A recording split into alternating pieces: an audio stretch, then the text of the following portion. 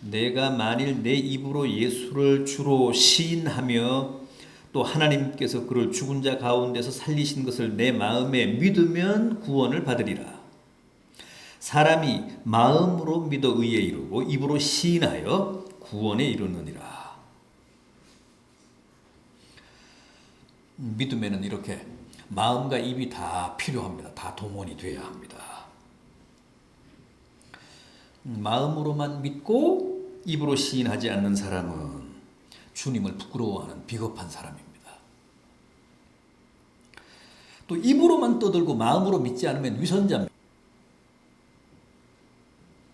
겉과 속이 다른 외식자입니다.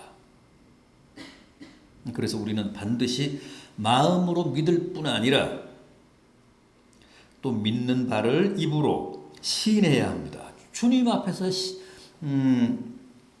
입으로 시인하면 그건 내 신앙 고백이 됩니다.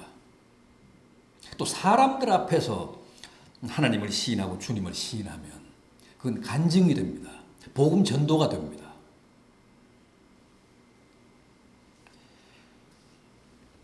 그래서 마음으로 믿을 뿐만 아니라 남 앞에서 주님을 내 입으로 시인한다는 것은 신앙생활에 있어서 대단히 중요합니다.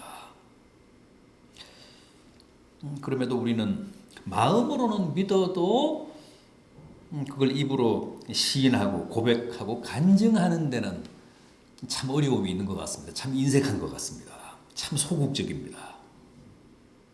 그건 절대 바람직하지 않다는 거죠. 그건 결코 균형 잡힌 믿음이 아니라는 겁니다. 마태복음 10장 32절이 합니다.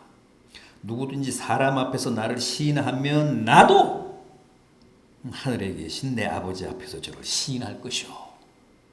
누구든지 사람 앞에서 나를 부끄러워하면 나도 하늘에 계신 내 아버지 앞에서 저를 부끄러워하리라.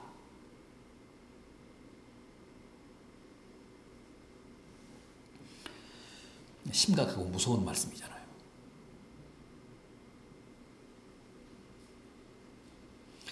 설마 나는 사람들 앞에서 주님을 부끄러워해도 주님은 하나님 앞에서 나를 부끄러워하지 않기를 바라는 것은 아니겠죠. 그건 너무 이기적이잖아요.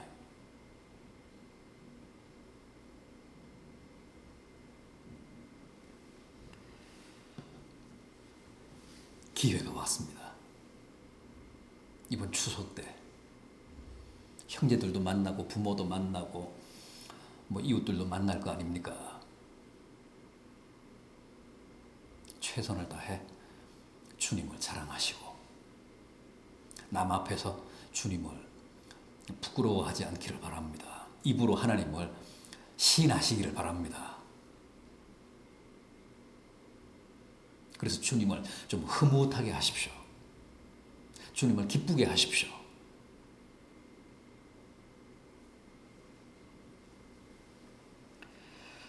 자, 그럼 마음으로 믿고 입으로 주님을 시인하는 자들에게 약속하신 은혜와 축복을 한번 확인해 보겠습니다.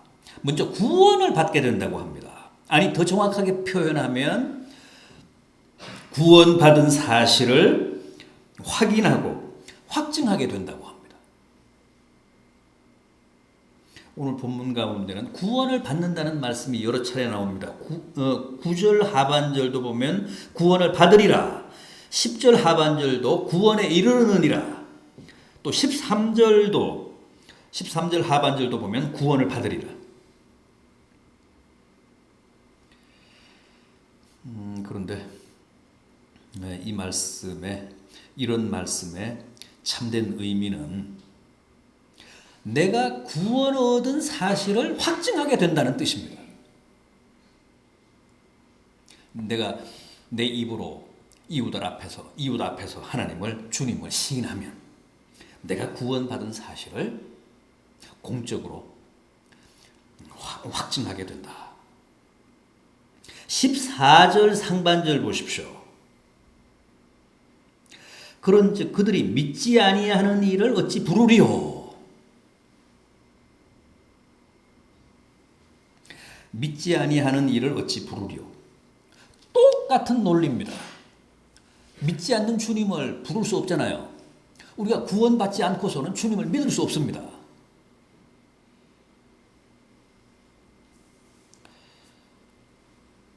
누구도 구원받기 전에는 주님을 믿지 못합니다. 구원을 받았기 때문에 우리가 믿습니다. 따라서 이웃들 앞에서 우리가 주님을 믿는다는 사실을 고백하면, 간증하면 그것은 곧 내가 구원받은 하나님의 자녀라는 사실을 확증하는 겁니다. 증명하는 겁니다.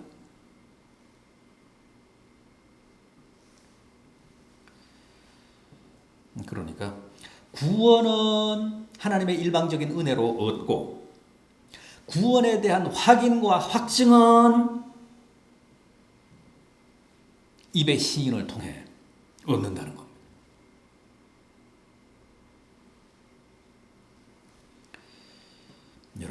여러분들이 하나님의 자녀된 사실, 여러분들이 주님의 구원을 얻은 사실을 입으로 주님을 이웃들에게 증거함으로써 확증하십시오.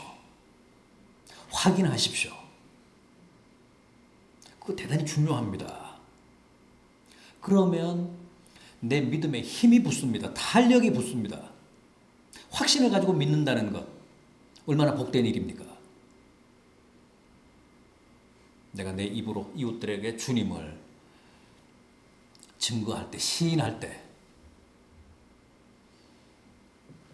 내가 하나님의 구원받은 자녀구나. 내가 주님으로부터 은혜로 구원을 얻은 사람이구나. 그 사실에 대한 확신이 생긴다는 거예요.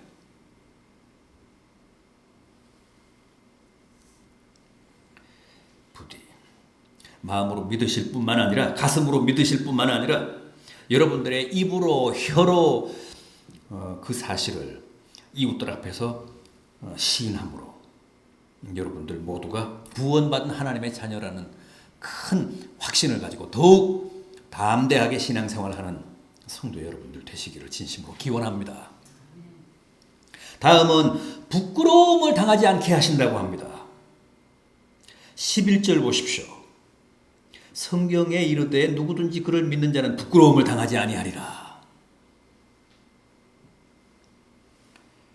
세상사 인간사에는 참 부끄러움을 당할 일이 많습니다. 우리는 늘 믿는 도끼에 발등 찍히잖아요. 믿었던 사람들에게 뒤통수를 맞습니다. 그런 예가 비일비재합니다. 믿었다가 돈 떼이고 믿었다가 사업 거덜나고 믿었다가 가정마저 풍비박산이 나는 경우가 허다합니다.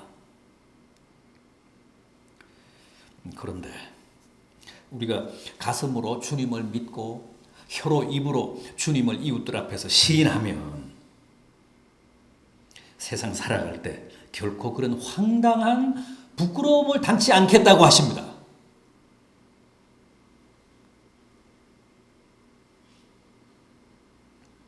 이것은 주님이 우리를 결코 그런 상황에 그냥 방치해 두시지 않고 내 삶을, 내 생활을 간섭하시겠다는 약속입니다.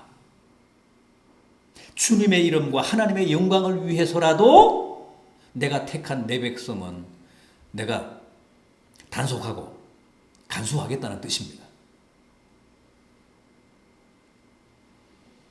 시편 127편 5절에도 그런 말씀 나오지 않습니까? 저희가 성문에서 말할 때 수치를 당치 아니하리로다. 거기 나오는 성문은 곧 성문 앞 광장이라고 했습니다. 성문 앞 광장이라고 하는 말은 당시 유대 사회의 한 복판을 뜻합니다. 따라서 그 말씀은 우리 믿는 자들이 사회생활을 할 때 수치를 당하지 않게 하시겠다, 봉변당하지 않게 하시겠다는 약속입니다.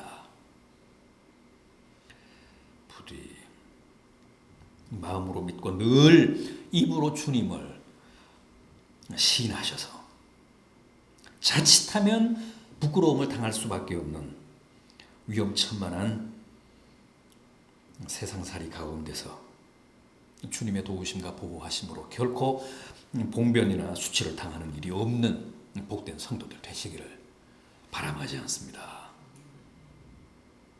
또 있습니다. 부요하게 하신다고 합니다. 마음으로 믿고 입으로 시인하면 우리의 생활을, 우리의 삶을 부요하게 하시겠다고 합니다. 12절 하반절 보십시오. 12절 하반절, 주께서 모든 사람의 주가 되사 그를 부르는 모든 사람에게 부요하시도다. 주님은 부요한 분이십니다. 이 우주의 모든 것, 이 세상의 모든 소유와 재물이 다 주님의 것입니다. 따라서 마음으로 믿고 입으로 주를 시인하는 자는 주님도 그를 시인하시며 반드시 그 삶을 부요하게 하십니다. 아버지가 부요하면 아들도 부요하잖아요. 주님이 부요하시면 주님을 믿고 주님을 시인하는 자도 다 부요하게 하십니다. 주님만 부요하시고 주님을 믿는 성도들은 가난하고 그건 말이 안 됩니다.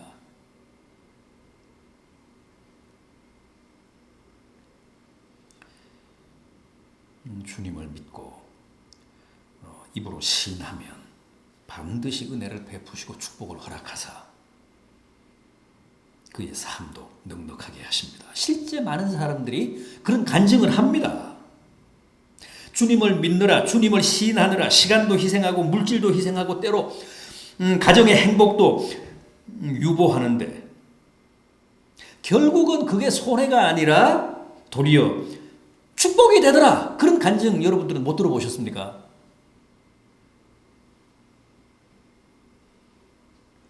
산술로는 이해가 안 됩니다.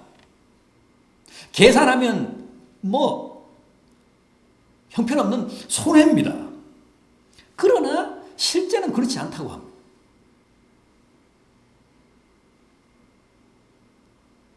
거기에는 정말 수치상으로는 이해할 수 없는 큰 신비가 있기 때문에 그렇습니다.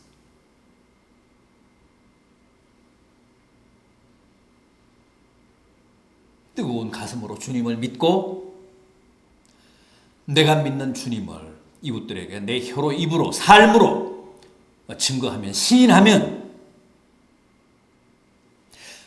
수학적으로는 이해할 수 없는 하나님의 놀라운 은혜와 축복을 받아서 그 삶이 풍요로워진다는 겁니다. 부요해진다고 합니다.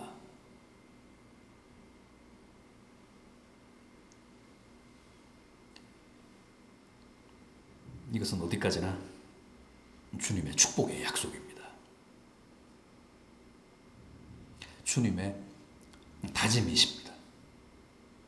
부디 마음으로 믿고 올해는 좀 부지런히 여러분들이 입으로 주님을 시인하셔서 주님이 약속하신 대로 다짐하신 대로 꼭 여러분들의 삶이 부요해지고 보다 넉넉해지는 큰 역사가 있기를 진심으로 기원합니다. 기도하시겠습니다.